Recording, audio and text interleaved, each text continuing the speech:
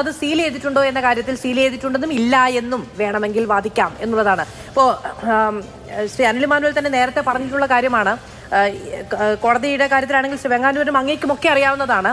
ഈ എല്ലാ ദിവസത്തെയും ഉപയോഗിക്കുന്ന സാധനങ്ങൾ വിട്ടുകൊടുക്കുകയോ അത് സൂക്ഷിക്കുകയോ ചെയ്യുന്നിടത്തല്ല തൊണ്ടി മുതൽ സൂക്ഷിക്കുന്നത്. ഞാൻ അദ്ദേഹത്തോട് അത് എടുത്തു ചോദിക്കുകയും ചെയ്തതാണ്. അപ്പോൾ സ്വാഭാവികമായി വിട്ടുകൊടുത്ത ഒന്നല്ല എന്നുള്ളത് കോടതിക്ക് പരിഗണിക്കാമല്ലോ. അതിന് മറ്റ് തെളിവുകളോ അതിന് മറ്റ് ചോദ്യം ചെയ്യലുകളോ ആവശ്യമില്ലാത്ത ഒന്നല്ലേ? ഉത്തരവ് എന്താണ്?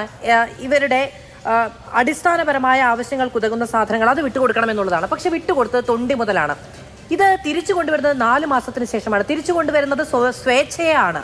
അപ്പോൾ പോലും ഒരു സംശയവും, ഒരു തൊണ്ടി മുതൽ ഒരാൾ കൊണ്ടുപോയിട്ട് തിരികെ കൊണ്ടുവരുമ്പോൾ ഒരു സംശയവും ഉണ്ടാകാത്ത സംവിധാനം എത്ര നിഷ്കളങ്കമാണ്. അത് കോടതിയിലാണ്. കോടതിയിൽ മാത്രമല്ല, ഇത് ആദ്യം വിട്ടുകൊടുക്കുന്നതിനും അതുകൊണ്ടാണല്ലോ 120B നിന്നത്. 120Bക്കുള്ള ശിക്ഷ കിട്ടിയത് അതുകൊണ്ടാണ്. അപ്പോൾ അത് വളരെ വളരെ ക്ലിയറായിട്ട് അതിൽ ഒരു ഗൂഢാലോചന നടന്നിട്ടുണ്ട്. അതുകൊണ്ടാണ് അത് സംഭവിച്ചത്. അത് പോലീസിൻ്റെ കൺട്രോളിലല്ല, അത് സംഭവിക്കുന്നത് കോടതിയുടെ കൺട്രോളിലാണ്. കോടതിയുടെ എന്ന് വെച്ചാൽ കോടതിയിലുള്ള മറ്റ് മിനിസ്ട്രിയൽ സ്റ്റാഫിൻ്റെ കൺട്രോളിലാണ് അത് നടക്കുന്നത്. അതിൽ പോലീസിലൊന്നും ചെയ്യാൻ പറ്റില്ല. പക്ഷേ ഈ തൊണ്ടി മുതലിൽ അത് എടുക്കുന്ന സമയത്ത് അതിൻ്റെ അളവുകളൊക്കെ ജയമോഹൻ കൃത്യമായിട്ട് എടുത്തിരുന്നു. അരക്കെട്ടിന് ഇത്ര വീതി എന്നുള്ളതും അതൊക്കെ കൃത്യമായിട്ട് എടുത്തിരുന്നു. അപ്പോൾ അവർ 2 കാല് മാത്രമേ കട്ട് ചെയ്ത് ചെറുതാക്കിയുള്ളൂ. അരക്കെട്ടൊക്കെ ആ വലിപ്പം തന്നെ വെച്ചിരുന്നു.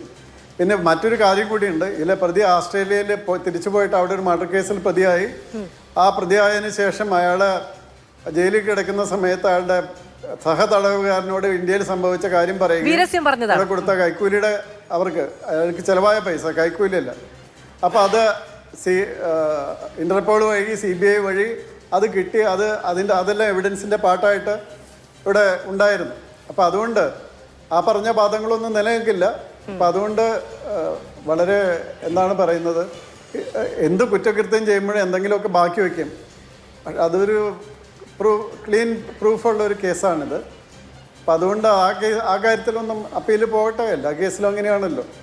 ശരിയാണ്. ഒരു പ്രേരണയും ഇല്ലാതെയുള്ള വെളിപ്പെടുത്തലാണ് പ്രതിയുടെ ഭാഗത്തു നിന്നുണ്ടായത് എന്നുള്ളത് സ്വാഭാവികമായും നിയമ സംവിധാനത്തിന് പരിഗണിച്ചേ പറ്റുകയുള്ളൂ എന്നാണ് അങ്ങ് പറഞ്ഞതിൽ നിന്ന് ഞാൻ മനസ്സിലാക്കുന്നത്.